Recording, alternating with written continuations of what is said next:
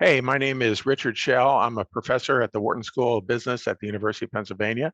And it's really great to be on the Jesse T Show. So catch me there.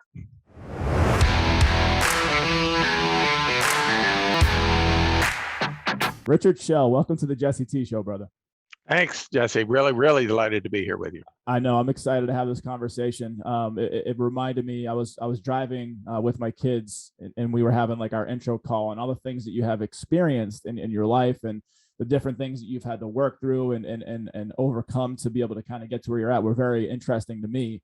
And I wanted to share your story with the world. So if you could just tell a little bit more about who you are and what brought you to today. Sure. Thank you. Um, it's a long story. I'll make it short or shorter. Um, so in terms, I think it's interesting in terms of your audience. I teach entrepreneurs. I teach people. I've had in my executive classes. I've taught members of SEAL Team 6. I've taught UN diplomats. I've taught entrepreneurs and people who are starting their third, fourth, fifth companies. I teach negotiation and persuasion and influence, and also a topic related to what I hope we'll talk about today is a course on success, the meaning of success. I think success is a word that people get befuddled by. They have a feeling that they are chasing it and that they want more of it, but they never stop to ask themselves what it actually is that they're chasing. And they generally have some sort of view of fame, fortune, celebrity, having a big profile, being an influencer, somebody that has many followers these days, that sort of thing. And maybe that's what it is for them. But my job, I see my job as someone who facilitates introspection about that so that we can think about whether or not we're trying to achieve the right goals before we go about learning all the technology of how to achieve goals. So I really have my academic and my professional and teaching calling is to both help people discover the right goals for themselves, and then secondly, give them tools to achieve those goals using influence, persuasion, negotiation, and the general technology of achievement like goal setting and stuff like that. I came to this the long way. I started my job at Wharton as an assistant professor at 37, which is about somewhere around 15 years late to what academic people usually do. And the route to getting there was many turns, twists, and falls. I was a Marine brat, Marine junior. My dad was a general in the Marines. My mom's dad was in the Navy. My dad's father was in the Army. My sister married a naval officer. I was all set to go to West Point or Annapolis. It was just which one was the big decision. My dad was actually the superintendent of the Virginia Military Institute, Wow. VMI, when I was in sixth grade. So he retired to do that. So you can just see it was all military all the time. I grew up Pedigree. in Hawaii when my dad was commanding general at Kaneohe Bay in Hawaii. And I can just remember waking up and looking at the back door of our house and watching Marines landing in landing vehicles, practicing beach landings and leaving hundreds and hundreds of shells in their wake that were the blanks that were firing into the simulation. And I'd go down and collect all the shells and make, like little bracelets and stuff out of them.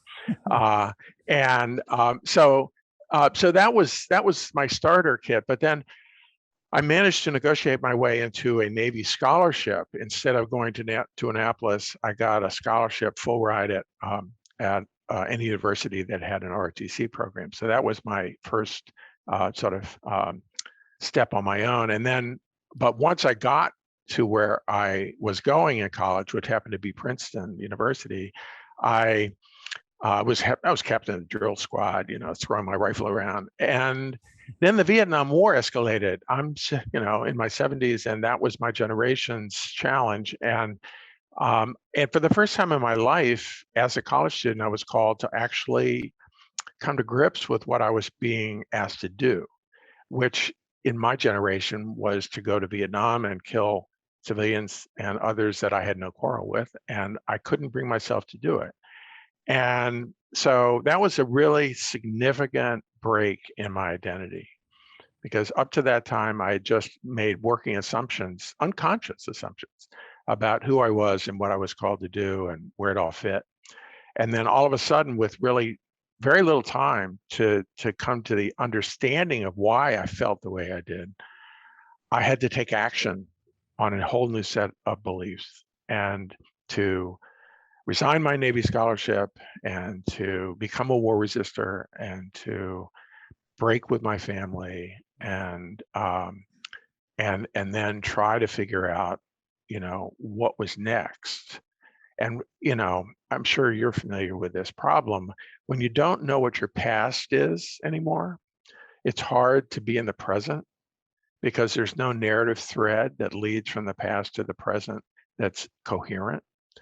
And when you don't have much of a present, it's impossible to imagine the future, because you don't have the through line that can take you from where you are to where you want to go next. And so it's like being a free floating molecule in space with no anchor.